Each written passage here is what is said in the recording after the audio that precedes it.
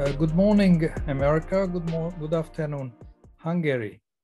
My name is Ákos Koller, and I would like to welcome you at the joint educational program series of the Hungarian Medical Association of America and the Mind Brain Gut Center, Budapest.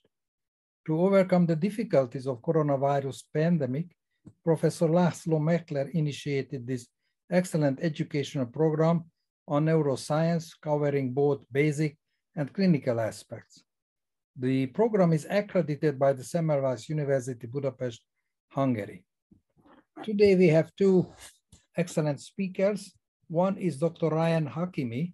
He's going to talk about clinical applications of transcranial Doppler ultrasound. And the second one is Dr. Professor László Csiba. He's going to talk about the ultrasound in the cerebrovascular disease. And thank you very much for joining us. And now I would like to ask Dr. Hakimi to give his presentation. All right. Hopefully you can see those slides. I'll put it in slide mode so it makes it a little bit larger. Very nice now, we can see. Okay, excellent. Thank you so much. Again, thank you to Dr. Meckler, the team at the DENT, and our Hungarian colleagues for this wonderful opportunity to speak to you this morning on a sort of a very basic overview of the clinical applications of TCD. My only disclosure is that I'm a board member of the ASN, so I love imaging. I want to thank the many people who have trained me and have been served as my mentors. I see Dr. Garami is on this call. And many of these slides have been adapted from their presentations in the past. So our objectives today are to review the basic principles of TCD, describe the diagnostic evaluation of vasospasm, detail the current evidence supporting the use of TCD for monitoring of vasospasm, review the literature on the use of TCD for treatment of patients with aneurysmal subarachnoid hemorrhage, briefly talk about the use of TCD as an ancillary test for determination of brain death, discuss the use of TCD for detection of PFO, illustrate the use of TCD for diagnosis of subclavian stele, and discuss the use of TCD in carotid occlusive disease and acute ischemic stroke. So as you can see, it's a very quick overview of a variety of different subjects, and I would welcome the opportunity in the future to speak more deeply about these items. So to begin with, TCD is, we put the probe on the, typically the temporal bone, the thinnest bone in the brain, and we insunate the anterior circulation. So here's a famous image from Rooney Aslid. And what we collect is a spectral Doppler there, and we collect the peak systolic velocity and diastolic velocity, the mean, and the pulsatility index, and those are the calculations on how those are derived. So when you look at a given waveform, it's important to understand how it correlates with the cardiac cycle. So item 1 here is, this is systole, and there's a rapid systolic upstroke, and then followed by a diastolic runoff and the dicrotic notch, which correlates with the closure of the aortic valve, and then subsequently comes to baseline. Now, what's important to know is that your brain survives in diastole. So notice how it never goes down to all the way down to the 0 baseline. Otherwise, you would become unconscious between each cardiac rhythm, each cardiac cycle. So this is very much unlike if you are looking at a radial artery, like an art line waveform, where your hand actually does not require blood flow in diastole. So learning to sort of pay attention to the diastolic flow, which correlates with this point to the baseline, is quite important in daily practice in the ICU. So here's a very basic image of how can you estimate the mean flow velocity when you're just sort of eyeballing it, and as you can see, it's relatively close to where the dicrotic notch would be. When we look at pulsatility indices have a variety of useful applications. So we're not at the point yet where we can use the pulsatility index to measure intracranial pressure non-invasively. However, trending of pulsatility indices is extremely useful. And so here it shows that 0.6 to 1.2 is the normal range of pulsatility indices. Once you drop to less than that, you start thinking about a venous waveform like the presence of an AVM, although you can have vasospasm with pulsatility indices that are slightly less than 0.6, but not remarkably less. And then on the other side, you can see that there's a high resistance waveform. And as you can see, there's no diastolic flow in this. And so that would be very, very concerning for intracranial hypertension as a common course. So as you're following your patient in the ICU, I pay a lot of attention to the pulsatility indices, and I know not everybody reports them in their interpretation. We report them on a daily basis here. When we're insudating the brain, we pretty much have three windows. We have the transtemporal approach, which we mentioned was on the side of the head. We have the suboccipital approach. We're looking at the vertebral and the basilar artery, and then we've got the ophthalmic approach. When we talk about the use of TCD here in the United States, the main use is for vasospasm. There's a multitude of other uses, but the main use is for vasospasm. So the most important thing is that all of us are taught in neurology, don't treat the test, treat the patient. This is the one time where the physical exam is not very useful, because the clinical manifestation of vasospasm is usually somnolence or headache or confusion or things like that, which are very frequently seen in the ICU for a variety of other reasons. And so screening patients on a daily basis with TCD allows you the opportunity to identify a problem and to treat it before the patient becomes hemiparetic or aphasic or develops significant neurologic disorders. So just a quick background on aneurysmal subarachnoid hemorrhage. The mortality is decreasing courtesy of a lot of the work that has been done in the neurocritical care profession, but overall still has a relatively high mortality. Delayed cerebral ischemia is sort of defined there. What's important to note is that not every patient that has vasospasm by TCD or by angiography will develop delayed cerebral ischemia. However, it serves as a screening test for you to identify appropriate patients to pay closer attention to, and certainly is very useful with de-escalation of medical care. We'll talk about that in just a moment. So it's, as you know, TCD is safe, it's non-invasive, it's performed at the bedside, it's portable, and it allows for dynamic monitoring of vasospasm. And what's important about it is that it's a screening test, and therefore there are going to be instances where TCD indicates that the patient has vasospasm and the angiography does not. However, it is very rare for the TCD to be normal and the patient has severe vasospasm. And that's what makes it a really, really good screening test. This is the current levels of evidence for the use of TCD in subarachnoid hemorrhage. So you can see the American Heart Association gives it a class 2A level B evidence. American Academy of Neurology uses a different grading system, but they call it moderate quality of evidence, strong recommendation, and basically the same for the Neurocritical Care Society. And it has to do with lack of outcomes data that is directly tied to how the provider uses the TCD. And that's what's very challenging. Whenever you have a test does not change outcome.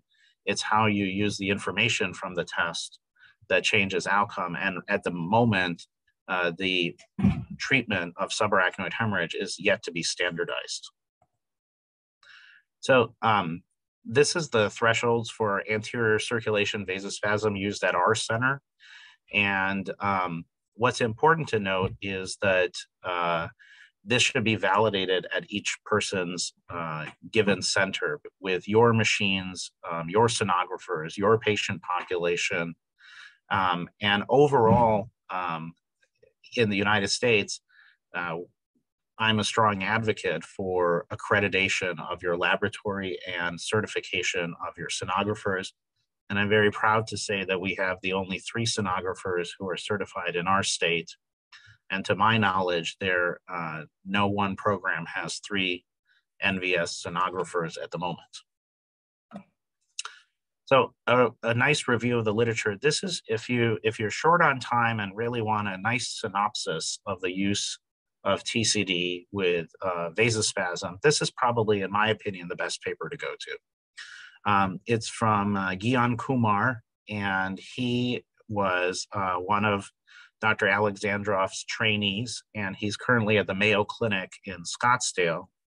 And basically, it's like a giant meta-analysis. And as you can see, I've underlined the important parts, close to 3,000 patients, and shows that there was a sensitivity of 90% and a specificity of 71%. That's, again, why it's a good screening test. And just a little bit more information about that. TCD evidence of vasospasm was found to be highly predictive of DCI, delayed cerebral ischemia, and here it details the positive and negative predictive value. And here's some more, some older data, which is some of these studies are included in that meta-analysis. But the bottom line is that it's a good screening test for vasospasm. So the Neurocritical Care Society published a consensus paper in, I believe, 2014. And this is the understated part of the paper. I don't think this gets as much attention as it should. And that is that TCD is an excellent modality for de-escalation of therapy. And so when you have a patient that is both doing clinically well and they develop vasospasm, now they're not doing as well clinically, and you're inducing hypertension, you push their blood pressure up maybe to 180 millimeters of mercury or 200, or depends on the scenario. When do you know to declare victory, or when do you know to de-escalate, or when's this patient going to be safe to get out of the ICU, and such? And that's the real value of TCD in our patient population, because you can't just keep these patients on pressors indefinitely because they're going to develop complications. But at the same time, you don't want to send the patient to the floor too quickly and all of your hard work is lost. So trending of TCD mean flow velocities is very, very useful. So, however, as you can see here, the timing, the use of routinely repeated TCD, the places that do it Monday through Friday, there's places that only do it every other day. Some of these things don't seem very logical, but they center along the history of the organization, as well as staffing availability. And so there's quite a bit of variability between practices in the United States, which I think, because the treatment practices are different, that's what makes the role of TCD more variable between places. And so just some additional information, and that is to say that the highest level of evidence is for severe vasospasm when there is a anterior circulation mean flow velocity of greater than 200 centimeters per second and a Lindegard ratio greater than 6. So those are some of the ones that we have as critical values that our sonographer stops and picks up the phone and immediately notifies us, as well as the treating team. So the take-home messages are vasospasm diagnosed on TCD can accurately predict DCI. High sensitivity and negative predictive value make TCD a good screening tool given low false negatives, beg your pardon, and high probability that a patient with a normal TCD truly will have a low likelihood of developing DCI. I think that's the message I'd like to share. And detection of TCD vasospasm can provide the opportunity to intervene using whether it's induced hypertension, nimodipine, inotropic agents, increasing somebody's cardiac output, or a variety of other things. So what about the counterpoints? What about those individuals who are not accepting of the use of TCD for a variety of different reasons? Well, you know, they'll say that the TCD showed high velocities. We took the patient for an angiogram. We exposed them to radiation. We put them at risk for a stroke, and the angiogram was normal. Well, if it was that easy that every time the TCD was abnormal, then that would warrant an intervention, then we wouldn't need anybody providing clinical medicine. We would only need people who are interpreting tests. So if you want a more reliable test, you really have to invest the time and money in the quality of your sonographers. That is a very important role of the test. TCD doesn't change outcomes. So like I mentioned, the care of subarachnoid hemorrhage is not standardized, neither in the United States nor other parts of the world.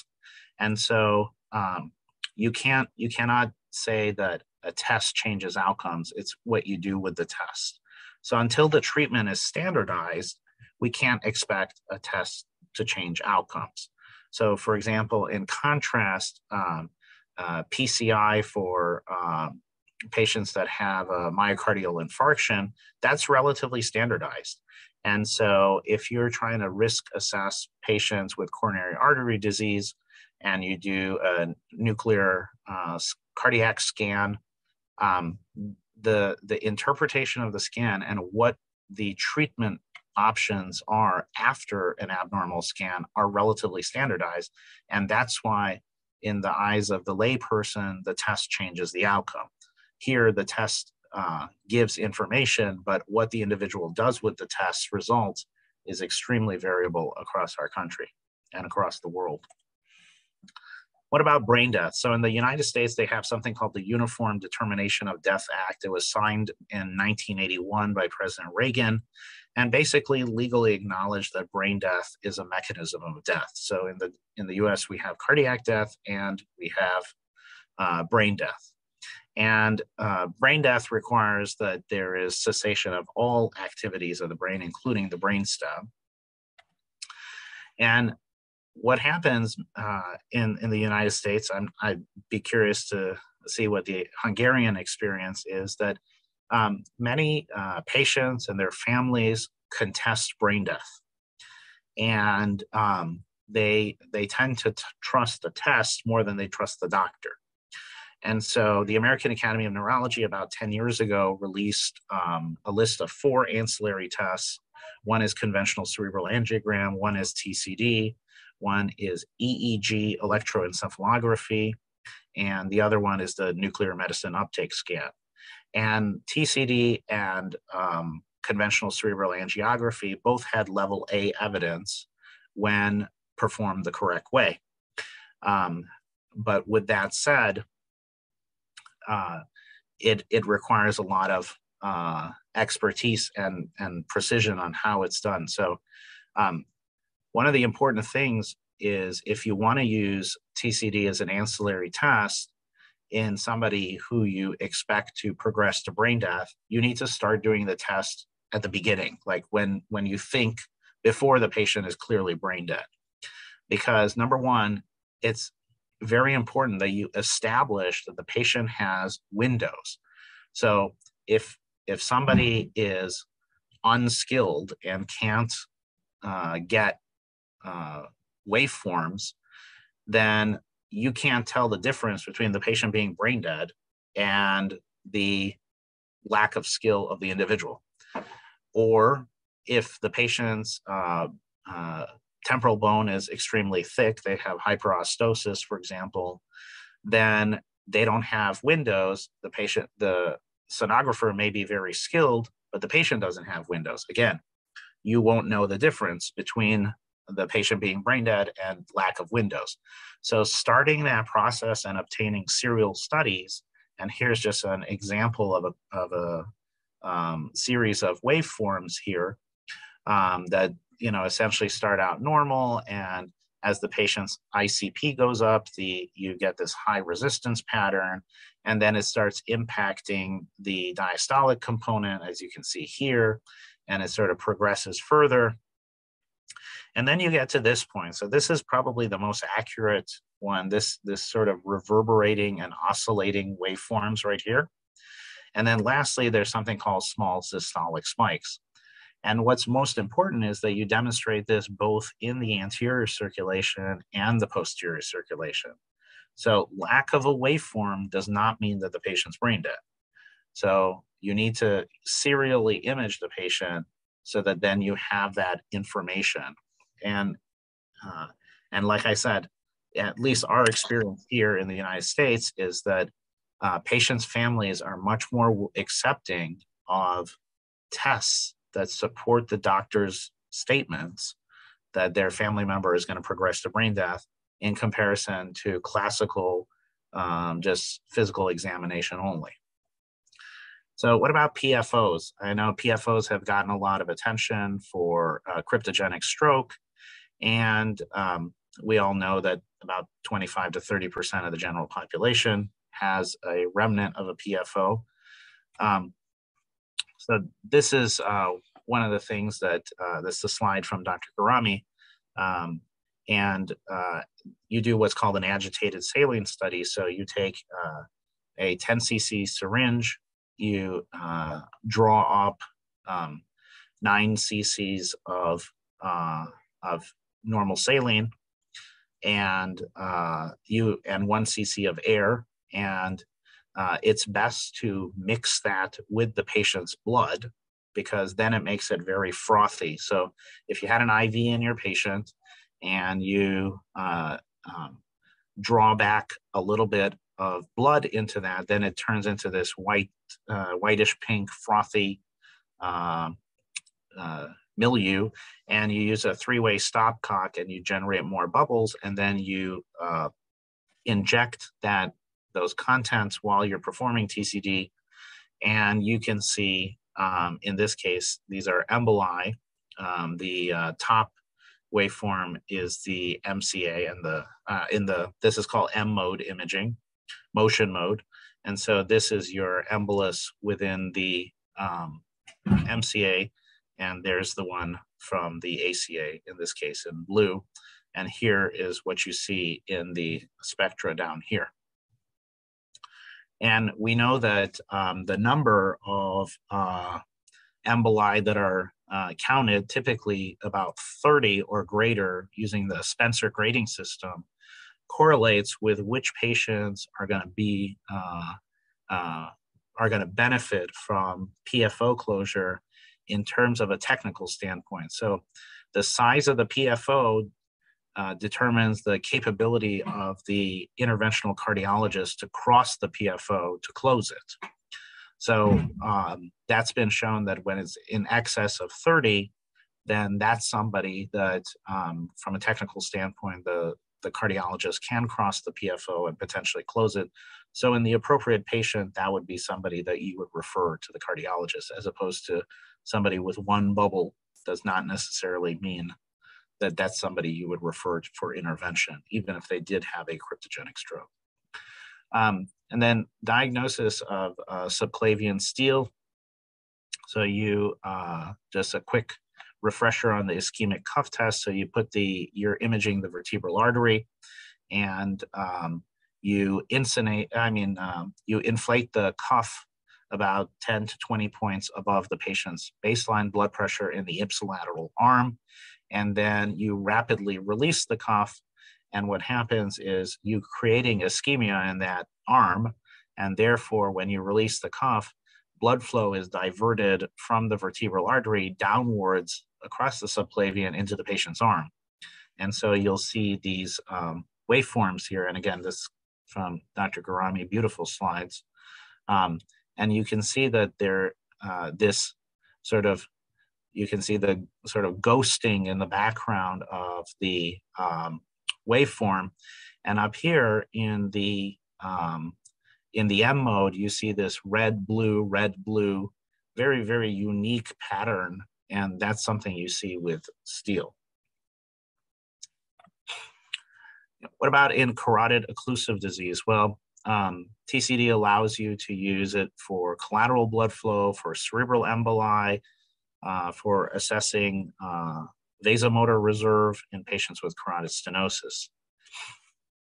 Now, one thing that has really changed our lives in the neuro ICU was in 2014 when those trials came out that support the use of endovascular therapy, the first one of which was Mr. Clean, and later the Dawn trial and so on and so forth.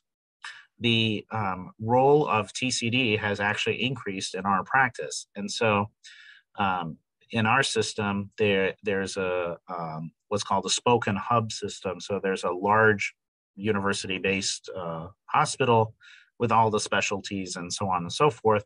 And then there's a bunch of satellite hospitals, 7 satellite hospitals that we have, as well as some other health systems.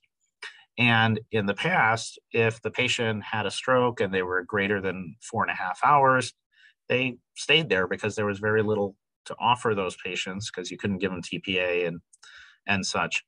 But now anybody that is presenting to the hospital within 6 to 24 hours gets sent to the neuro ICU for evaluation for mechanical thrombectomy or endovascular therapy, EVT. Now, of all those people that come here, there's a percentage that their family will not consent to the procedure, believe it or not.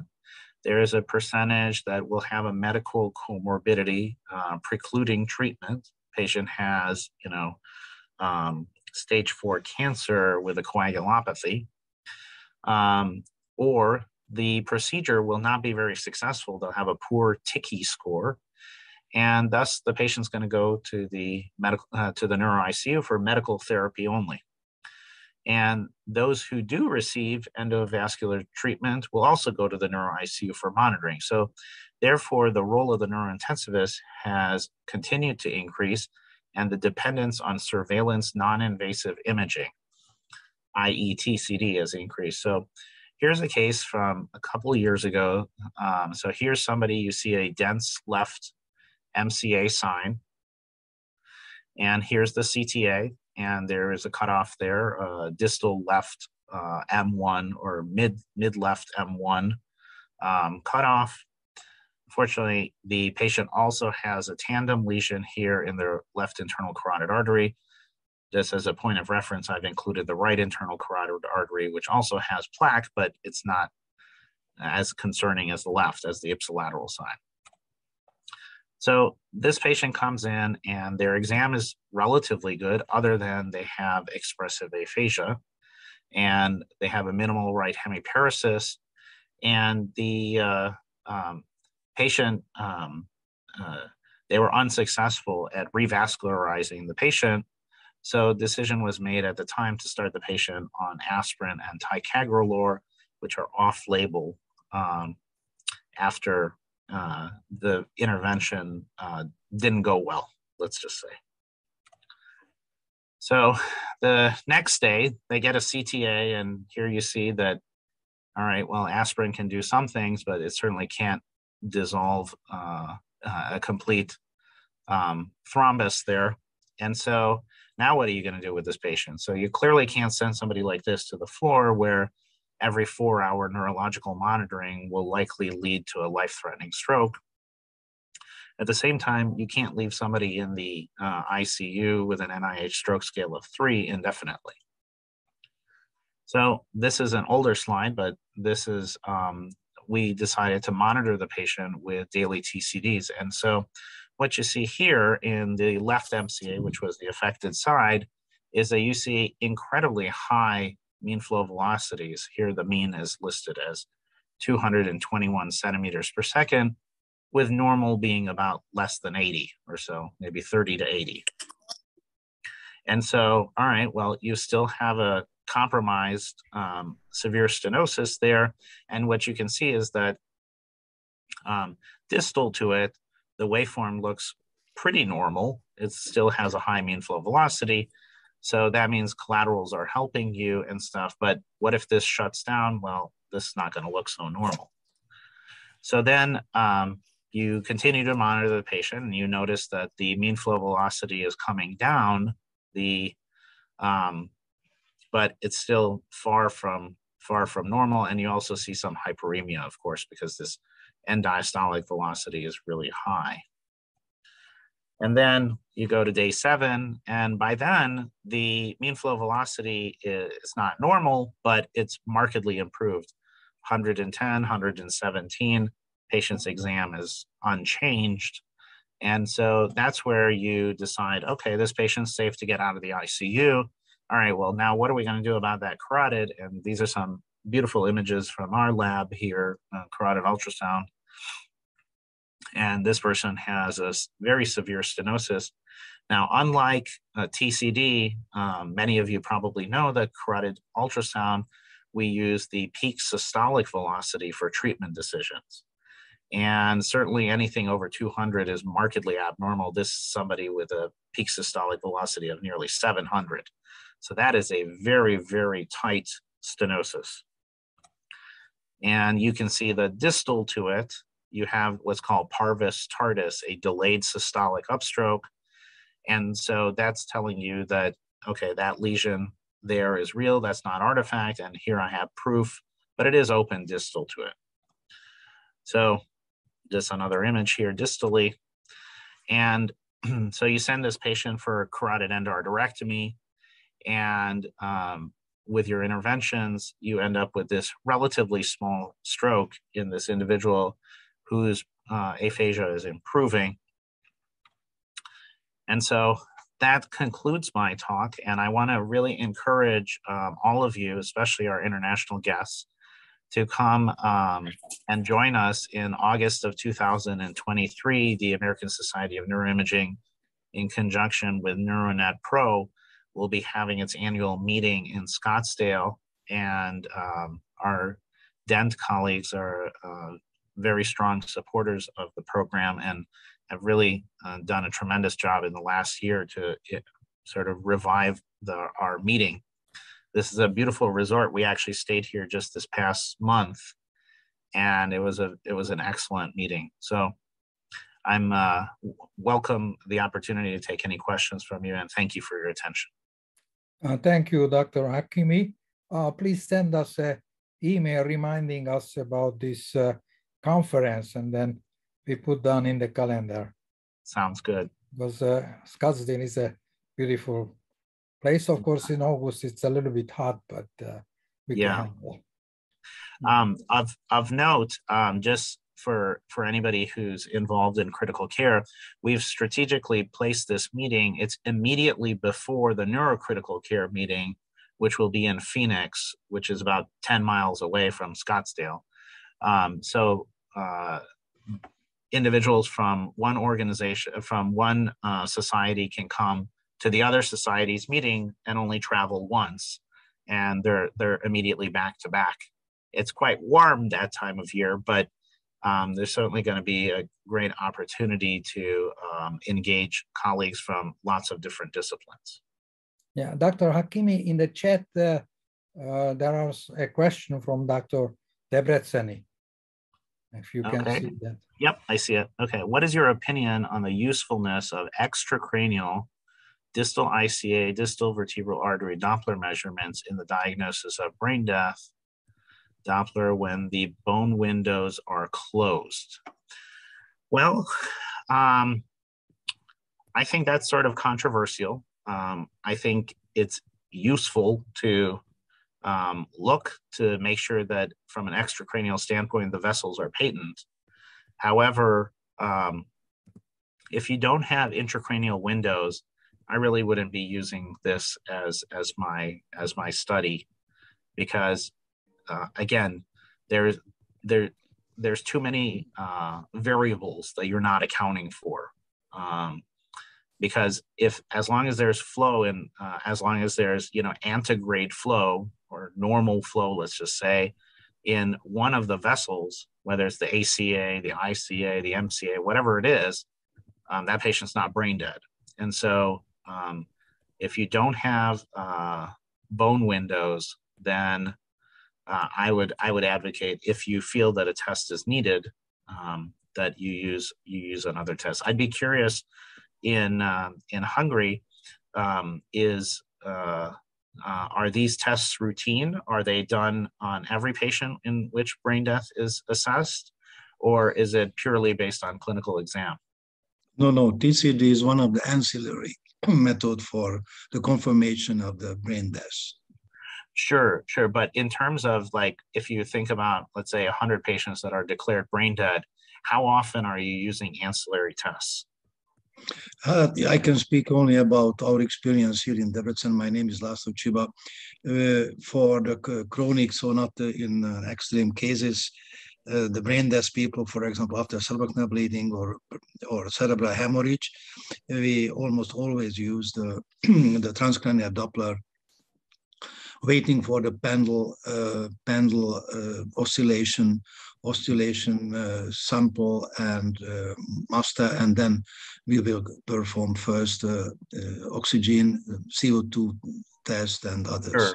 Sure. Okay. So, because it's interesting. Yes, sir. Go ahead. I have two questions to you. Congratulations to your presentation, László Csiba speaking here. Two short questions. First, the pulsatility index can reflect the change of intracranial pressure. There are at least some opinions, positive opinions about this topic. What is your personal opinion? Can it be used, for example, with the same TCD probe, the same place or fixed probes for monitoring of intracranial pressure, the pulsatility index? Do you feel it reliable enough or not? This is my first question. Sure. So, excellent question. I feel that serial monitoring of a patient is reliable for clinical decision making.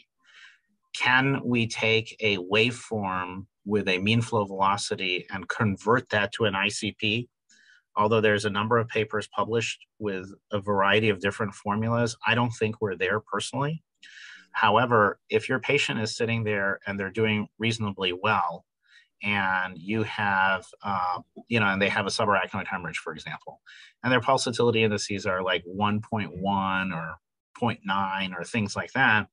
Tomorrow they have a headache, they're a little bit more confused, it's 1.3, okay.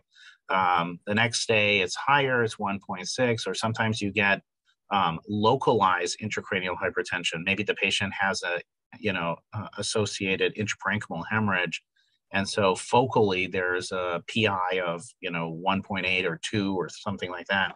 So I think that serial monitoring is very, very worthwhile and useful. And that's why in our lab, we comment on the range of the PIs by circulation, and then we state the one that's the highest. And so when you see these patients that, then the team initiates hypertonic saline or mannitol or whatever other treatment, you see those values come down, then you, at some point, you want to de-escalate. So I think the TCD is very useful in that regard. Now, as a caveat, it's, as you're well aware, it has to also, one of the variables is the patient's PCO2. So, but in general, in most neuro ICUs, respiratory therapy manages the ventilators to the greater degree. And they're very, very good at making those minor adjustments to make sure that the patient's PCO2 is 35 to 45 so that they're within a normal range. It's not like one day it's 80 and the other day is 25. So I think it's a very useful tool to non-invasively monitor patients, because not every neurosurgeon is interested in putting an external ventricular drain in every patient. And the second question, thank you very much for the reply. The second question, the optic nerve sheath measurement belongs to the transcranial or extracranial ultrasound, depends. It depends on your personal opinion, but what is your experiences regarding the measurement of intracranial pressure or intracranial pressure changing? Sure. I think optic nerve sheath is I think is less reliable personally, because your ability to place the point of measurement is in part based on just your visual inspection of the screen. It's not at a point where for example, like TCD has an envelope tracer. So the machine, under normal circumstances, puts the waveform, puts the envelope, and measures the peak systolic and the end diastolic at the correct points for the most part. With optic nerve sheath, the machine, it's putting it manually. And when you're talking about millimeters, if you put it in the wrong point or measure, or your line is angled or things like that, it has, quite a variety of different answers. So although I do believe that optic nerve sheath, again, serially when measured, is useful, and I do think that you can differentiate between somebody who has normal ICP from abnormal ICP. I'm not at the point where I can say that these two are both abnormal, but this one's more abnormal than yesterday, and therefore certainly the ICP is higher today than yesterday. I'm not there yet personally, but I think because you're already doing TCD on a regular basis in this patient population, sort of serially monitoring that, and then also looking at the diastolic flow, again, in the setting of the same blood pressure parameters. And that's why it's very important that your sonographers report the blood pressure. We have them report it at the beginning and at the end of the study, with the understanding that, all right, well, at least it's a rough range of what the patient's blood pressure was during the study. We also asked them to report the temperature, because as you know, if the patient's febrile, they're going to have some element of hyperemia and things like that, or they may have increased resistance depending on the scenario. So those kind of variables are quite important. I would say that if I had to venture, I'm much more in favor of using TCD on a serial basis than I am in favor of using optic nerve sheath for ICP monitoring. Thank you very much. Thank you. Excellent. Thank you very much. I think, are there any questions? I wrote a question to you on the chat just because we were talking about COVID at the beginning. If you have seen patients with COVID and if you see any changes or some characteristic changes. Well, earlier on in the pandemic, we had a lot of patients with the necrotizing hemorrhagic changes of COVID. And, at first here, there was a strong reluctance to image patients, just because of exposure of the staff and things like that. And in fact, you needed approval to send somebody to MRI because they would have to shut down the scanner for a couple of hours to clean it and so on and so forth. So we had these instances where you were getting a TCD and the patient has focal areas where the PI is super high and they don't have any, that maybe their CAT scan from a week ago was unrevealing. And then that was enough to prompt you to go get additional imaging. And then when you go get imaging, they've got multifocal intracranial hemorrhages. And so that's what my observation was. At the moment, we have a large number of patients with COVID in our unit, but especially perhaps in post-COVID condition when the patients are not infected. Right. There is a post-COVID syndrome. Right. There's a really good paper from the group at Mount Sinai that showed that the incidence of shunts is tremendously higher in patients that have COVID, they use the Nova Signal device for hands-free TCD because that they didn't have to depend on sonographers, and at the same time, they didn't have to send the sonographer in the room for half an hour. And so I would ask you to take a look at that. I believe the senior author, or the first author, is Alexandra Reynolds. So a good paper to look at. Like the number. Yeah. Hey, Ryan, this is Joel. Thank you for being officially Hungarian now. I wanted to follow up on that one. So do you think those positive PFO tests or shunts, are those cardiac or those are pulmonary shunts? That's an excellent question. I don't think we definitely know. I would favor that it's a pulmonary shunt, if I had to guess. And potentially it would provide an explanation as to why the pulmonary mechanics are so different between some of these patients. You know, some of these patients are 130 pounds, 30-year-old woman, and their ventilator mechanics are as if they are 80 years old, chronic smoker, and morbidly obese. And then on the other hand, you've got older people whose mechanics are very different. And the variability, I think, could potentially be explained by pulmonary shunts. And that also could explain why the oxygen extraction is quite variable amongst these patients. Well, thank you. Thank you for the question. Thank you. Any other questions from the audience? If not, then I would like to thank you very much, Dr. Hakimi. I think we learned a lot from your talk, and then hopefully we will utilize it in clinical settings and also in experimental conditions. And you are welcome to stay, but now we switch to Hungarian. Okay. And the next speaker, Professor Csiba, will talk in Hungarian. So if you want to come to Hungary, you have to listen. Okay. All right. We could do that. Okay. So thank you for the invitation, and thank you, Dr. Metzler and the MIND team. Thank you very much for the presentation. The figures will be in English, but I have to speak in Hungarian. Go ahead. Go ahead. Thank you. Okay. So, akkor hagyj köszöntsem professzor Csiba Lászlót. Ő a Role of Ultrasound in Cerebrovascular Diseases fog beszélni, és csak röviden, ha megengeded, akkor pár szót szólok, hogy Sajó-Szentpéteren születtél, aminek nagyon örülök, mert nekem is van ott családi kapcsolatom, és ez egy jó volt olvasni.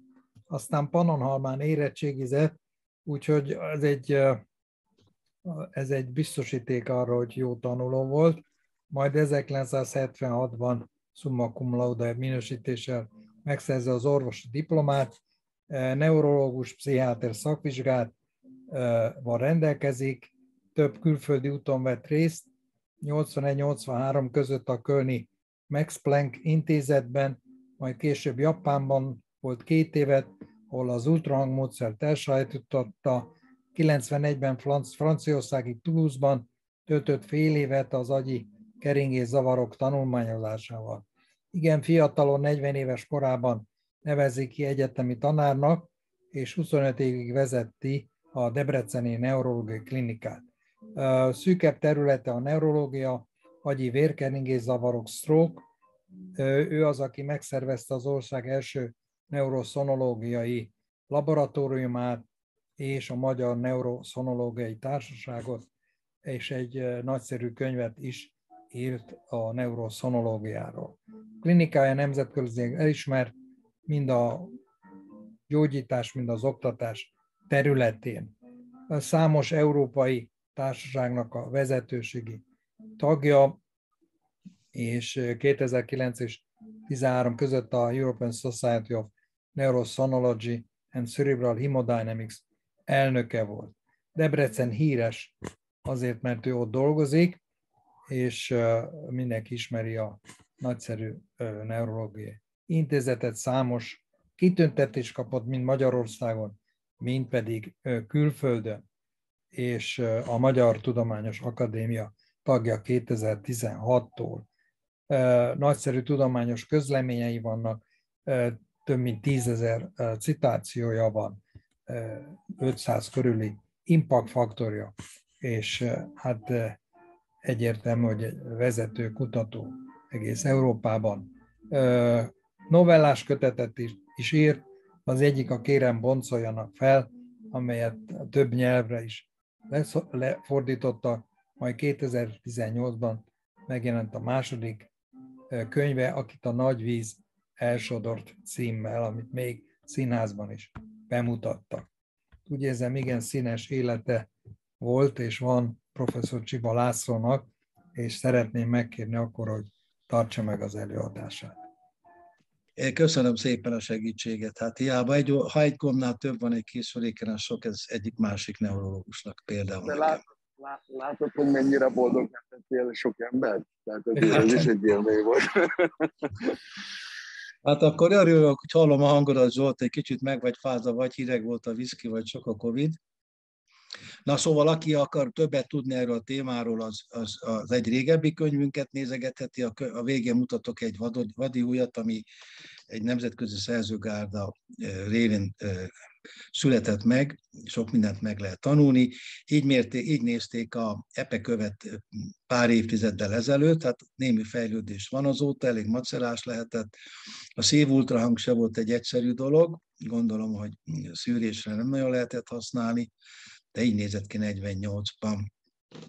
86-ban, tehát alig 36 évvel ezelőtt született meg az első ilyen komoly 3D-s kép a pici babáról, de hát most már azért komoly fejlődés van, itt például Oslidnak a fején, egy nagyon jópofa norvég ember, aki a TCD-ért felelős, és itt teniszezés közben látjuk az agyi keringési zavarát, vagy inkább a normális keringését, de ő annyira jópofa ember, hogy még lehet, hogy intim vizsgálat körülmények között is mérte a saját agyi keringését, csak ezt nem vette fel videóra.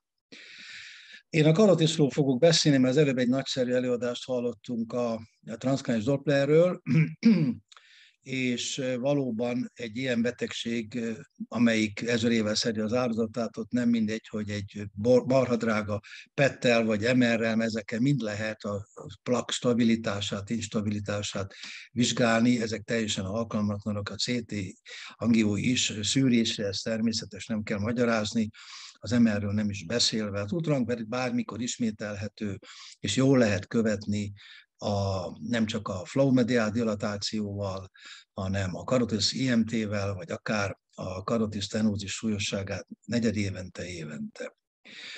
Ez az ábra például azt mutatja, hogy változott egy vizsgált személynek az arterioszklerózisa az évek során, mutatja a Doppler a nyaki ultrahangnak a megbízhatóságát és feloldását. Itt az előnyök és hátrányok, akut stroke-ban és stroke rizikó betegségeiben, a CT angió azon túl, hogy szűrésre nem alkalmas, nyilván kontrasztanyagallergiával, sugárterheléssel, nefrotoxitással jár. Az MR angió, noha van már intenzív osztályon is használható, igaz, nem túl nagy feloldású MR, de azért mégiscsak egy drága készülék, mégis ez sem alkalmas szűrésre, és hát meglehetősen hosszú ideig tart, ami idős, afáziás betegeknél nem egy elhanyagolható szempont, mert mozognak, szállítani kell őket, kardiális állapotuk rossz, aritmiásak, tehát ezeknél a bedside vizsgálat nagyon-nagyon fontos. A karotis ultrahang sem egy csodaszer.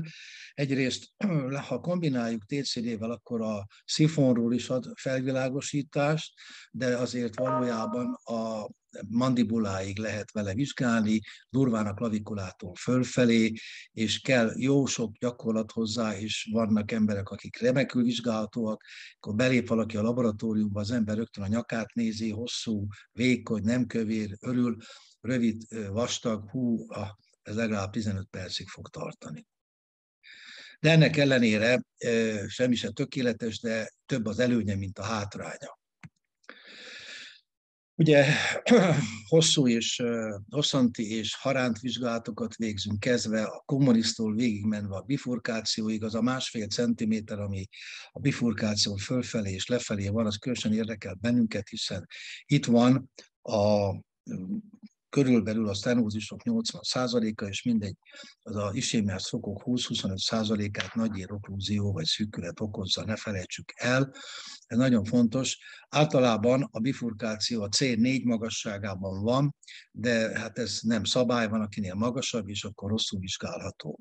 Azonosítani tudjuk a minta alapján, hogy most internát vagy externát vizsgálunk, nem csak azért, mert más a spektruma, hanem azért is, mert az externának van ága a nyakon, az internának nincs.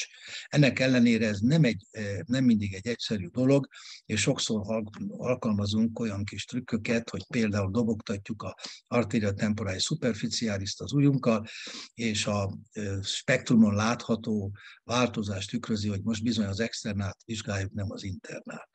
A brightness mód, vagy világosság mód, az fekete-fehér képet produkál, és az ultrahang visszaverődő képességétől függően lesz, illetve a szövet visszaverő képességétől függően lesz echogén, vagy pedig echolucens, tehát inkább kevés echót produkáló, vagy sok echót produkáló.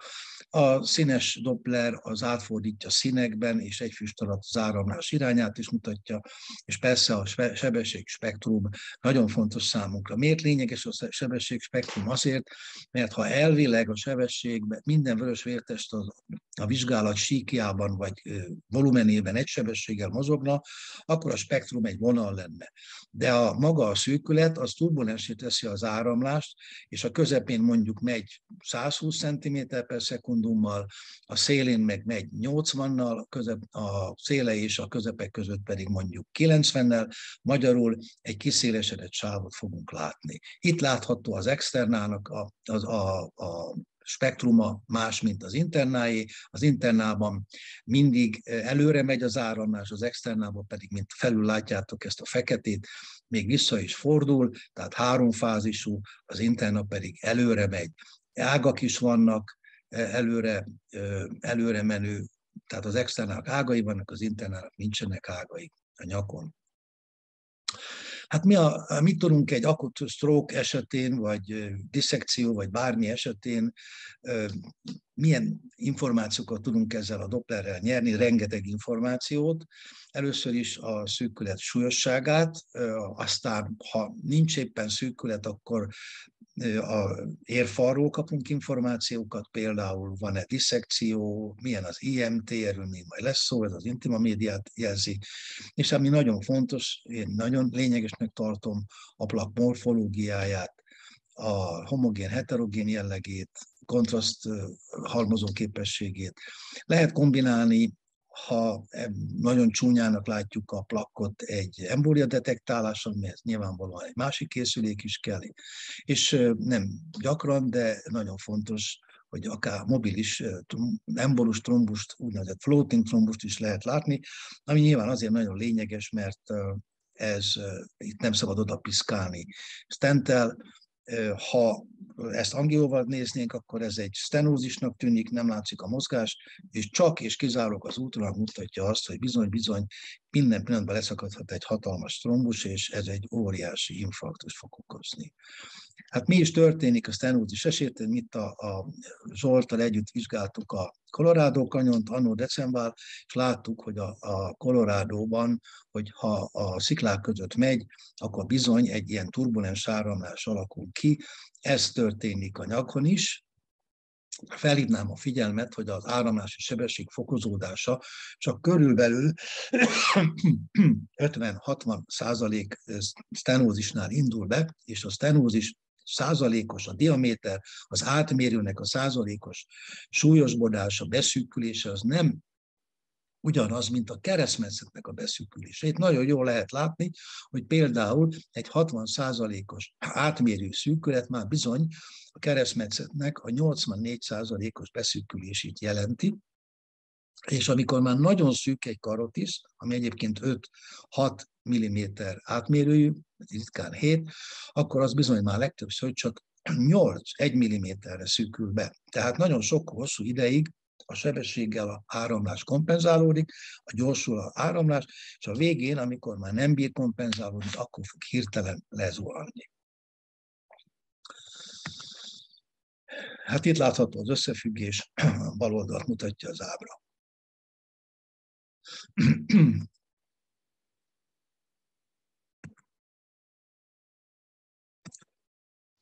Az átmérő vagy a sztenózis súlyosságát részben a ECST, részben pedig a NASCET révén mérjük. A NASCET másként méri, mint az európai karotisz vizsgálatnak a sztenózis súlyosság mérése.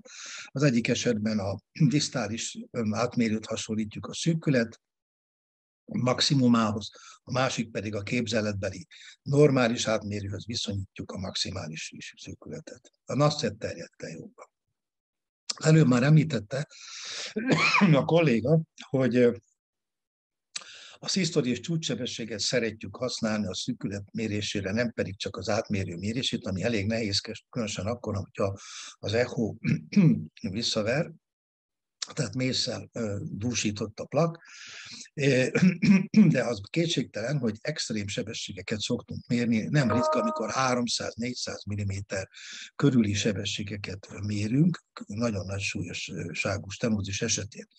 Viszont az is igaz, hogy ez önmagában sokszor kevés, ezért az európai szerzők elvégeztek egy vizsgálatot, és a vizsgálat során javasolták ők is, hogy ne csak a szisztoli és csúcssebességet használjuk a stenózis súlyosságának a mérésére, hanem egyéb kritériumokat is, így például a diasztolis sebességet és egyéb paramétereket. Itt látható, hogy melyek válnak egyre inkább megbízható paraméteré a növekvő és súlyosbodó stenózissal párhuzamosan.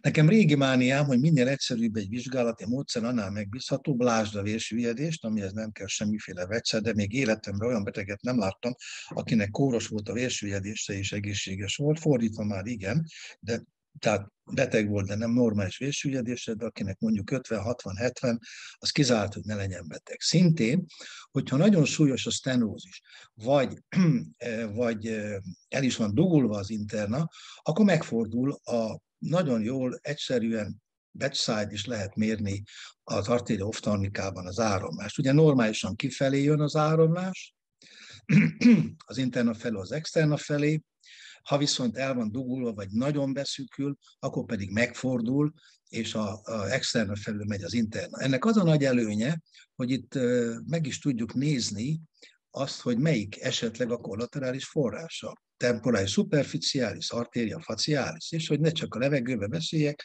mutatok is nyilván egy példát. Ez azért lényeges számunkra, valakinek el van dugulva az internája, rendben van, azzal már sok mindent nem lehet kezdeni. De az externát igenis nagyon kell követni, mert hogyha az beszűkül, akkor egy fontos kollaterális forrás lesz beteg. Tehát ilyen esetben teljesen logikus, staditól függetlenül, létező, nem létező staditól függetlenül, akkor az externát kell megstentelni, hogy többi vért kapjon az agy.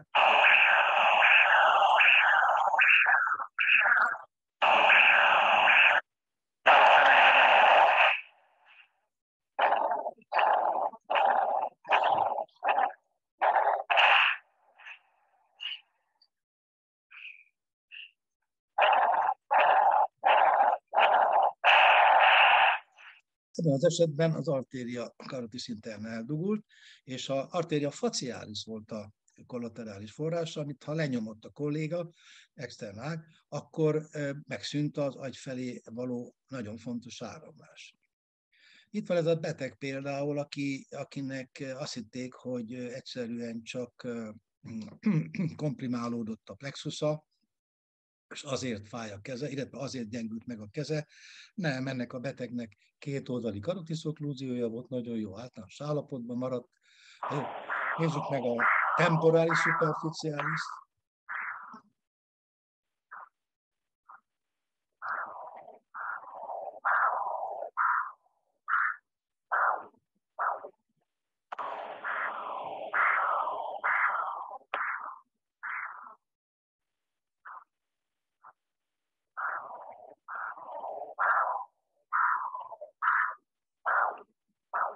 Itt a temporális superficialis volt a forrás, és ez a szőrös kéz, amikor megnyomta a temporális superficialis, nem az enyém egyébként, akkor megszűnt az áramlás. Ennek a betegnek mind a két kartísz el volt záródva, viszont jól fejlett vertebrális, meg a externa kollaterális segített ilyen jó általános állapotban való maradáshoz. IMT. Az intima média tulajdonképpen az arterioszklerózis követésére alkalmas. Ez az intima média különösen a kommuniszon jól tükrözi a rizikófaktorok gazdagságát, illetve az arterioszklerózis progresszióját. Ez más a férfiakban, más a nőkben, életkorral változik. Tetszenek látni, hogy itt azért van egy bizonyos növekedés az élet évtizedekkel, és bizony a dohányzás, a magas vérnyomás, a zsírok, hogy csak néhányat említsek, vagy a töményszesz fogyasztása, például 12 rövid ital fogyasztása már drámai növekedést eredményez, persze ilyen csak a finn embereknél fordul elő. Mi egyébként pre- és posztmortem vizsgálatokkal néztük az összefüggést a tényleges intima média vastagság és az általunk mért ultrahanggal mért vastagság között, és igazoltuk, hogy valóban a szövettani vizsgálat posztmortem természetesen az ugyanazt vagy nagyon hasonló eredményt adott, mint az ultrahang. Tehát az ultrahanggal jól lehet követni az intima médiát, hogy mennyire érzékeny, ezért most nem akartam hetvenkedni közleményeink sokasságával, csak érdekeseket mutatok, amelyeket talán nem mindenki ismer. Ezek a olvasó hallgatók, ők mindenre alkalmasak. A dohányzó és nem dohányzó, 5-6 éve dohányzó, legalább 10 szívó cigaretták karotiszának a különbségét látjátok, meg a arteriográffal mért sebesség hullám terjedését is, látszik a szignifikáns különbség is, hogyha abba hagyták, mert volt ilyen erős felindulásból, abba hagyták a dohányzást, egy év múlva ezeknek a hallgatóknak az intima médiája, akik tovább cigarettáztak, nem változott, aki meg abba hagyta, még javult is. Tehát nem egy irreverzibilis dolog, legalábbis 20 éves korban. Ez az intima média azonban egy idő után 1,5 mm körül átfordulhat plakba, ami azért már nagyon komoly arterioszklerózis progressziót jelent. Az intima médiával tehát nem csak a rizikófaktorok gazdagságára lehet következtetni, hanem az arterioszklerózis progressziójára is, és ezzel együtt sajnos az intima média mérése úgy tűnik, hogy egy leendő stroke-nak vagy koronária betegségnek a rizikóját is képes becsülni. Nagyon sok vizsgálat lipidcsökkentőkkel, vérnyomáscsökkentőkkel, steroidokkal, sok mindennel igazolta, hogy ez az egész intima média mérés, ez valóban tükrözi nem csak a valószínűségét, hanem a terápiás hatékonyságot is. Tehát mondjuk bizonyos lipidcsökkentők rendesen visszafordítják az intima médiát, mások pedig nem. Na de mi van a plakkal? Én ezt azért forszírozom, mert a stroke-betegeknél ugye a vezérfonalak szerint, ha 70 év fölötti, akkor inkább endalterektómia, mert nagyobb a valószínűsége, hogy nem lesz szövődmény. 70 év alatt a stentnek, meg a endalterektómiának a szövődményrátája nagyon hasonló, tehát akkor ha épp esze van, akkor nyilván a stentet választják. Én ezzel maximálisan nem értek egyet, mert ehhez bizony be kéne iktatni a plaknak a jellegzetességét, és ebben hihetetlen előnye van az ultrahangnak. Mert az ultrahanggal nagyon jól lehet látni a fekélyesedést, az, hogy homogén vagy nem homogén az a plak, és erről szeretnék néhány szót szólni például. Itt van egy sima felszínű plak, a brightness, a világosság móduképpen, és utána itt van lejjebb, aminek, amikor színes megjelenítést is alkalmazunk, látszik, hogy a felszín oké. Itt, hogyha kritikus értéket elért a stenózist, hogyha betegnek minor tünetei vannak, vagy csak TIA-i, akkor nyilván a stentet részesíteném előnybe. De nézzük meg ezt a kifekélyesedett plakot, az áramlás is teljesen más benne. Ez valóban egy olyan potenciális embóliaforrás, amit nem kellene stenttel bántani, hanem inkább endalterektómiához nyúlni, függetlenül attól, hogy az beteg hány éves és milyen általános állapotban van. Nem beszélve arról, hogy ugye azt mondjuk, hogy lehetőleg 2 héten belül oldjuk már meg a dezobliterációt egy TIA vagy egy minosztrók után, de hát mindenki tudja, hogy van sorrend is, meg hát rengeteg beteg várakozik vagy erre, vagy arra, akkor ki az, aki hamarabb sorra kerüljön? Hát ebbe segíthet például az ultrahang az én megítélésem szerint, hiszen akinek nagyobb a valószínűsége, hogy rövidesen stroke-ot fog kapni, azt talán a sor elejére kellene tenni, és ezek a vizsgálatok, amiket én itt idézek, az mind azt mutatják, hogy minél több ilyen fekély van ezekben a plakokban, annál nagyobb a valószínűsége, hogy x időn belül az illető stroke-ot fog szenvedni. Nem csak a felszíne, hanem a homogenitás is nagyon fontos egy ilyen plaknak. Itt látszik, hogy ez egy teljesen homogén plak, Harant transzversz képet látunk, itt van a plak. Itt a plak egy része nagyon erősen ehogén, visszaveri rendesen az ultrahangot, más részre homogén. És hát a különböző vizsgálatok azt igazolták, hogy bizony, ha minél inkább echolucens, tehát sötét ez a plaknak egy része, amit egyébként kvantifikálni is lehet, most ennek a részletében nem menjünk bele, de van egy referencia háttér, és ehhez viszonyítják a lucenciát, és van a média adventícia, ehhez viszonyítják az ehogenitást, és ennek alapján lehet gradálni ennek a plaknak a sötétségét vagy a világosságát. Minél inkább egységes ez a textúra, annál nagyobb a valószínűség, hogy ez egy stabil plak, nem igen fog bevérezni, vagy hogyha stentet csinálunk, akkor nem biztos, hogy leverünk róla embolusokat, és minél inkább heterogénebb egy plak, annál valószínűbb, hogy ez egy instabil plak, és ez előbb-utóbb vagy berobban, és eldugaszolja a zeret, vagy leválik belőle valami, és úgy fog ezt stroke-ot csinálni. Itt van megint néhány kép, hogy is fest egy olyan plak, amelyik többé-kevésbé homogén, és egy másik plak, amelyiknek az egyik része inhomogén, a másik része pedig a másik része pedig homogén.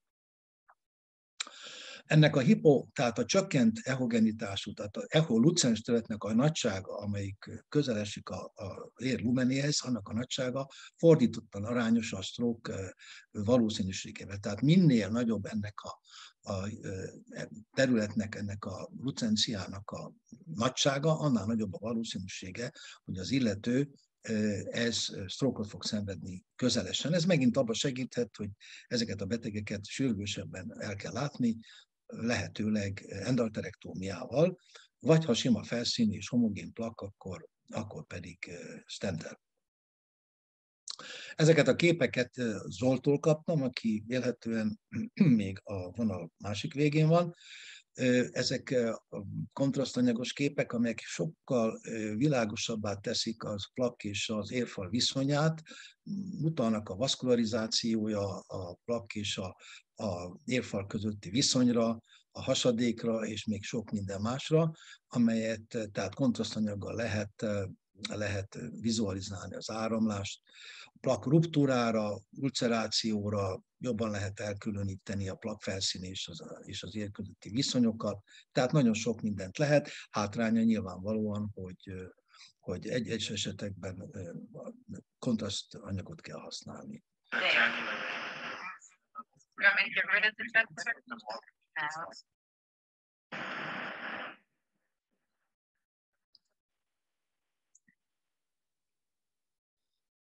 Lehet látni, hogy mennyivel több információt árul el a jobb alsó kép, mint hogyha a sima, egyszerű, hagyományos B-mód, illetve ultrahang képpel látnánk, a disszekció sokkal jobban látható. Vagy például itt.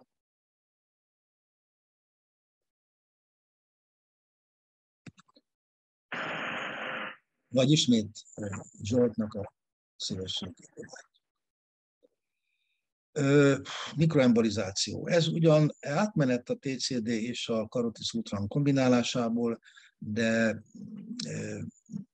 a kettő kombinálásával azt a képességét, azt a káros hatását tudjuk kimutatni a plaknak, amikor nem csak látjuk a fekélyesedését, nem csak látjuk az inhomogenitását, hanem az róla leváló pici mikroembolus részeket is, amelyek természetesen nem okoznak sokszor látható stroke-ot, tünetet, hanem csak TCD-vel lehet regisztrálni egy olyan hangot, ami úgy néz ki, mint amikor a szúnyog a nyári éjszakán, ezen a bizonyos zöldes-sárga vagy zöldes fényen elpusztul. Ezeket a percegő hangokat programok mérik, pontosan kvantifikálják, nem pedig csak füllel kell hallgatni egy hosszabb regisztráció alatt. Itt is mutatja azt az egyik külföldi multicentrikus vizsgálat alapján, hogy azok a személyek, akiknek a TIA-t szenvedtek, vagy stroke-ot szenvedtek, azoknak a mikroembolus pozitivitása szignifikánsan nagyobb volt, mint azoknak, akik tünetmentesek voltak láthatólag, és nem is volt mikroembolusuk. Tehát a mikroembolus gyakorisága, ez egy jövendő stroke-nak az előjele lehet. Itt van például különböző vizsgálatok, egyik kevésbé, a másik jobban megerősíti azt, hogy azokban a betegekben, ahol a mikroembolusok jelen voltak, akkor a stroke valószínűsége sokkal nagyobb volt, mint akikben nem volt. Ugyanez egy másik vizsgálat, ezek 1-2-3, ezek különböző vizsgálatok, ahol az 1 órás, fél órás, attól függ, detekció alatt, ha több mint 2 mikroembolust mértek, akkor bizony a 2 éven belüli stroke valószínűsége igen magas volt. És végül, de nem utoljára szeretném említeni, hogy a Carotid ultrahanggal olyasmit lehet látni, amit sem a hagyományos CT angiográfia, amit azért rutinszerűen tudunk végezni, vagy MR angiográfia nem tud detektálni, mert ezek csak egy magányos, mozdulatlan stenózisként detektálják. Ez a fajta trombus, ami bármelyik pillanatban leválhat, ez eldönti, hogy milyen beavatkozással lehet ezt megszüntetni. Itt nyilván szóba se jön semmiféle stent, vagy ehhez hasonló, itt sürgősen endarterektómiát kell végezni és eltávolítani a mozgó trombust, mert bármikor azonnali stroke-ot okozhat. Ez mutatja talán legjobban, ez a videó mutatja legjobban, hogy mennyire fontos az in vivo és a folyamatos regisztráció, ami nagy előnye az ultrahangnak sok egyéb hátránya mellett. És hogyan néz ki az a klinikai gyakorlatban ennek az alkalmazása? Hát itt van egy tünetmentes beteg. Mi az, amit például javasolni tudunk a carotid ultrahang vonatkozásában vaszkuláris betegekben? Zörejt hallunk?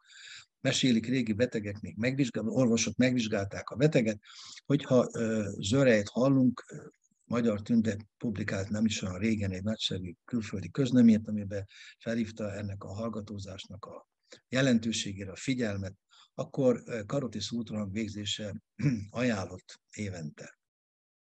Mi van, hogyha valakinek nincsenek tünetei, de legalább 2 vagy annál több rizikófaktora van? Magas vérnyomásos, cigarettázik, magas a koleszterinje, különösen az LDL-je. A családban 60 év alatt volt egy csomó vaszkuláris beteg, vagy akár stroke is. Hát itt vagy esetleg tünetes szívbetegségbe, perifériás érbetegségbe szenved, hát itt bizony feltétlenül csináljunk akkor ultrahang vizsgálatot. Itt megpróbálom ezt eltüntetni. Igen, ultrahang vizsgálatot. Tehát a rizikógazdag betegek, akik még tünetmentesek.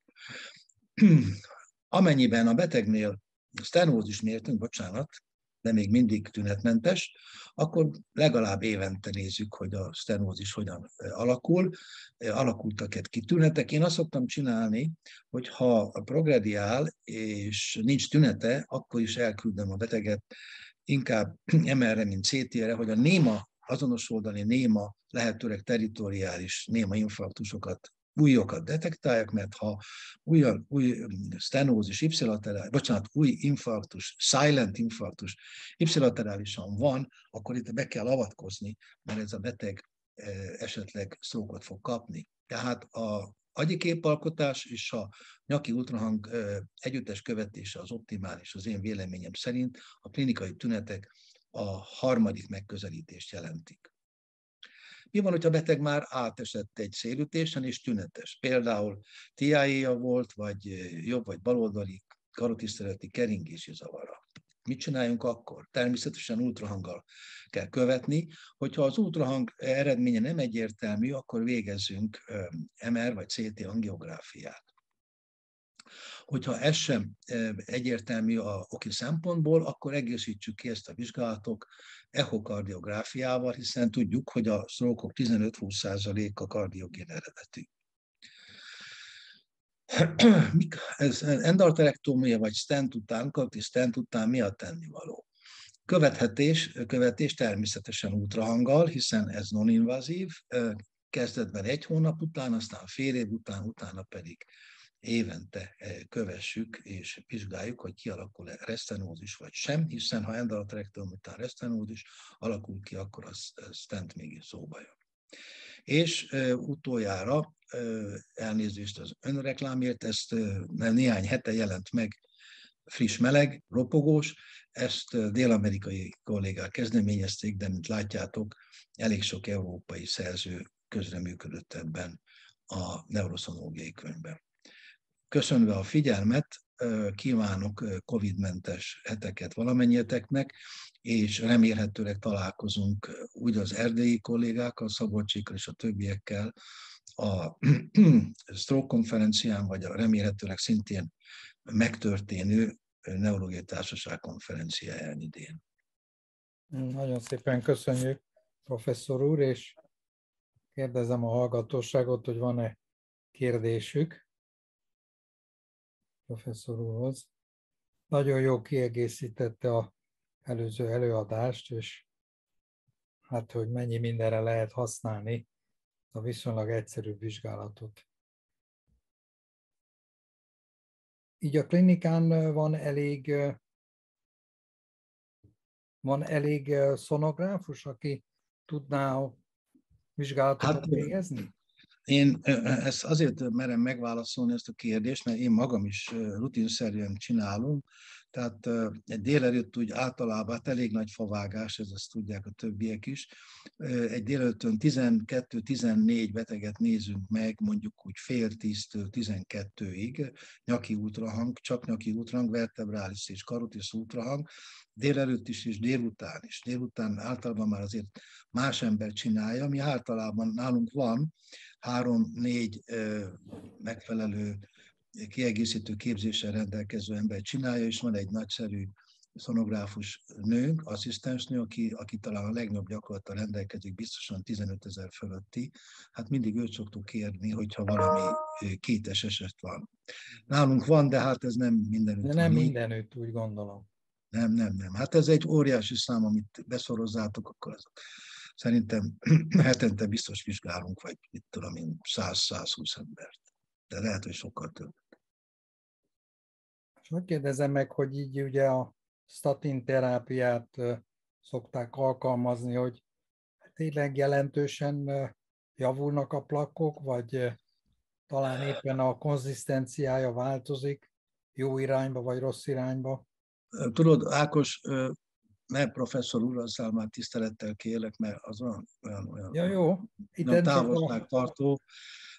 Az az igazság, hogy én a többiekkel együtt elég sok boncoláson veszek részt, és látom, hogy amikor felvágják a karotiszt, akkor előbukkan az a messzes karotisz plak, ami szinte ropog a bonc olló alatt, mert ezt ollóval szokták fölvágni, hát azt semmilyen statinnal nem lehet visszafordítani, és olvasom itt a különböző újságokban, hogy feloldják a plakkokat különböző gyógyszerekkel, ilyen hazugságok hangzanak el. Aki életében látott ilyet, az tudja, hogy ez kalapáccsal semmisíthető, meg nem statinnal, meg feloldással. Az lehet, hogy ezek az instabil plakkok, amik még ilyen fibrotikusak, azokba el tudom képzelni, meg hát vannak komoly tanulmányok, hogy ezt még meg lehet fogni, de ezeket, amiben már ezek a meszek lerakódtak, a kalcium, meg a különböző kalciumvegyületek, azt már csak kalapáccsal lehet ellapítani.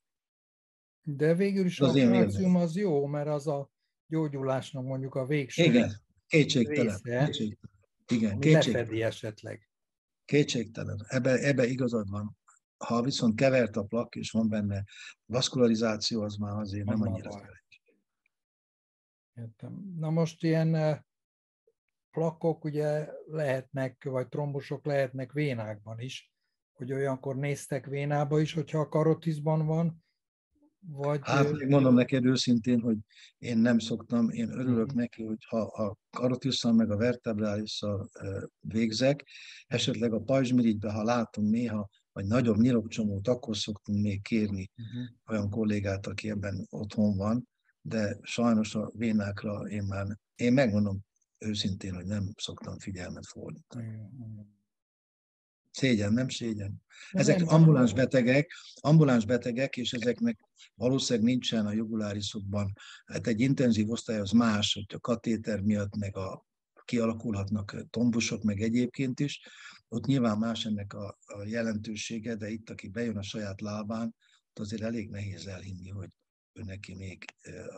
De ez nem mentség, csak magyarázat. És akkor, ha karotiszban láttok valamit, akkor mentek tovább föl a middle cerebral arteribe, és ott is nézték, hogy mi a helyzet? Hát kellene, de ez az őszinteség órája. Én azt szoktam csinálni, hogyha ilyen súlyos stenózis van, amit mondtam neked, hogy kérek egy karotis angiográfiát, meg egy CT-t. Az a néma infarktusoknak a kiderítésére, vagy MRI, de inkább CT-t, mert gyorsabb. És akkor a hárommal együtt. Mert azért valljuk be őszintén, a karotis ultrahang, pláne, hogy a szívfonról nem tud, meg nincs időnk, a TCD-t külön szokták kérni, hogy azt is csináljuk meg, szerencsére ritkán, mert sokkal több időbe kerülne, akkor azért az angiográfiával, meg a nyaki ultrahanggal együtt az már jó. Meg hát mi szoktunk, vakon előveszünk ultrahangokat, és megnézzük, hogy az angiográfia mit talált így rendszeresen havonta, a saját magunk ellenőrzésére. Ugye az már az angió, az mutatja a szifonba is, meg feljebb is az eltéréseket, és akkor egy komplett képet kapsz, plusz látod, hogy van-e mondjuk egy néma infarktus a média területén, territoriális, nem túl nagy, akkor az a plak az mozog, tehát ott azért be kéne nagyon gyorsan avatkozni. Ha tök normális a CT, a szifon is békés, plak is, akkor csak követgetjük. Tehát tulajdonképpen, ha minden ideális lenne, akkor 55 éves kortól mindenkinek szűrővizsgálatra kéne menni, karotis ultrahangra. És hogyha időnk lenne rá, akkor egy kiegészítő médiával, vagy egy kiegészítő internával sok mindenről még tudnánk tájékoztatást kapni. Akkor egy beteg lenne 25 perc. Akkor egy beteg lenne 20-25 perc. És azt hiszem Debreceni Robi meg a társai egyetértenek velem, hogy a favágás mellett erre sajnos nem olyan van idő. Hát igen. Szégyen, nem szégyen. Ja, még mindig megcsináljuk a direkcionális Dopplert, amiről mutattam nektek ezeket a videókat, mindig megcsináljuk. Na ugye ez egy pár másodperc az egész, és azért az jó, mert az oftalmika áramás iránya majdnem mindig kóros, hogyha okkluzió van, vagy súlyos, nagyon súlyos stenózis fentebb vagy lentebb. Mennyire lehetne egészségügyi szakdolgozót erre kiképezni? Hát nagyon jól ki lehetne, mert nekünk is a legügyesebb, legtapasztaltabb kolléganő, aki ez a rettenetes mennyiségű vizsgálatot végezte, vagy az például nagyon ügyes, szerintem abszolút ki lehetne. Azt nem merik érdekes módon, amit én rendszeresen csinálok, hogy ilyen esetben ugye javasolják a kollégának, aki diplomás, hogy hát akkor csináljunk egy CT angiográfiát, vagy mert hát, hogy hogyan merjem én javasolni a doktor úrnak, hogy akkor most már nézzük már meg feljebb is. De igen, maximálisan egyetértek, sokkal több kellene. Az időt, pénzt sporolni, és hát prevencióval. Hát persze. Sokkal többe kerül a sztrókos beteg ellátása. Igen. Tudod, a vese átülteteket is nézzük rendszeresen, mert náluk felgyorsul az arterioszklerózis. Őket is küldik rengeteget, meg hát akik átestek az endarterektómián, vagy a stenten, azok is jönnek vissza az ellenőrzésre. Tehát bőven van beteg előjegyzés is hosszú. Hát, nagyon szépen köszönöm. Professzor uram, bocsánat, egy nagyon gyors kérdés. Zsolt. Azt szeretném kérdezni, hogy most Debrecenben mennyire használják inkább a TCD duplexet, tehát mégis egy mosinával, a karotis mosinával meg tudod csinálni a TCD-t is, meg a karotiszt is. hogy az valahogy egyszerűbb lenne, nem? Hát sajnos, Amerikában elvétve. 2 masinával dolgozunk. Nem, elvétve. Hát most már nagyon, nagyon jó a műszerezettségünk, nagyon sok készülékünk van, talán nagyon sok tényleg nagyon jó készülék, 3D ultrahang, a legjobb Philips, meg minden, nem nagyon, megmondom őszintén. Szégyen, nem szégyen. Külön kérésen nézzük meg. Üdvözöllek Houstonból, uram. Én meg téged nagy szeretettel is köszönöm az eddigi segítségedet, tanácsaidat, meg mindent. Meg a barátságodat. Na most Zsolt azt nekünk mutatta, hogy műtét közben folyamatosan mérik a TCD-t, nem tudom, hogy Debrecenben van-e ilyen. Igen, az idegsebészeten, meg hát itt nekünk azért csak sikerült kisugározni egy kicsit, mert Fülesdi Béla, aki az intenzív osztályt viszi, meg a aneszteziológiai tanszéket vezeti, ő nagyon nagy tapasztalattal rendelkezik TCD intenzív körülmények és műtéti körülmények között. Bizony, bizony. Ők nagyon sok vizsgálatot. Az ablációtokat, az arteriális fibrillációban az ablációt monitoroztátok, és azt nagyon sok ember... Kardiológusokkal együtt, igen. Igen. Miközben a szívműtéteket csinálják, akkor elszabadulnak trombusok, különösen amikor krióablációt, vagy pedig fordítva felhevítik a kóros ingerképző helyet, akkor nagyon sok emborus szabadulhat el, és ezt gyönyörűen lehet mérni TCD-vel, mérték is csanádizolék, részben velünk való együttműködésbe, és diffúziós MRI-vel pedig lehet nézni a friss infarktusokat, amiket ezek az emborusok okoznak. És így derült ki például, hogy a krioabláció sokkal kevesebb mikroembolizációt okoz, mint a elsütés. Tehát a fagyasztás idézőjelben ezen a területen talán jobb, mint a égetés. Már szívről beszélek. Igen. Nagyon szépen köszönjük, nem tudom, hogy van-e valakinek még kérdése. Ha nincs, akkor Laci, nagyon szépen köszönjük, és hát keep up the good work, ahogy mondják, és hát minket meggyőztél, hogy ez mind milyen fontos.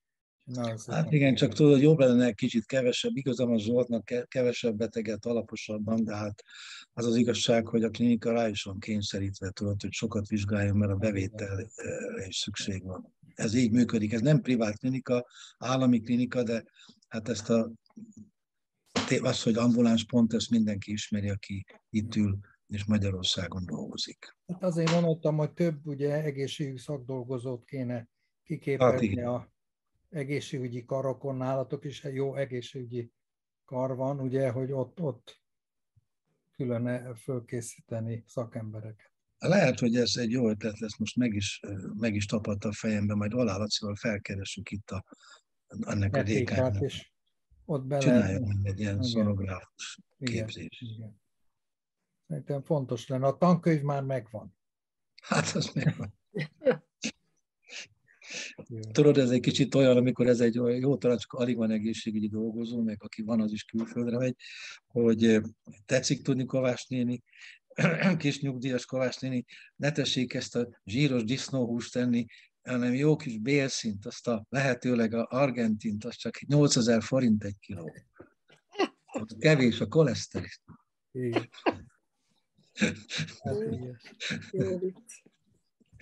Hát, bocsánat. Jó, hát nem, hát ez így van, úgyhogy küzdeni kell ennek ellenére. Igen. Köszönjük szépen a figyelmet. Szevasztok. Nagyon szépen köszönjük a hallgatóságnak is, hogy részt vettek, és köszönjük szépen. Viszontlátásra 2 hét múlva. Sziasztok. Oké. Szevasztok, köszönjük. De jó.